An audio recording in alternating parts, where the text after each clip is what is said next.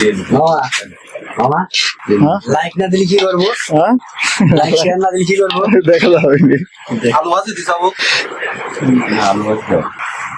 রে কোমল চান্স পাইছিস আর প্লেটে বসে পড়ছিস।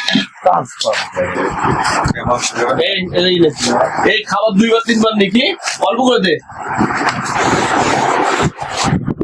জন্য 2 বার লাগে 3 বার খাইয়ে নিবি না কিন্তু অল্প করে দিস। দাদা খাও দাদা খাও এটা ভিডিও করিস কে বাপ আরে আপ দেখলে এটাই তো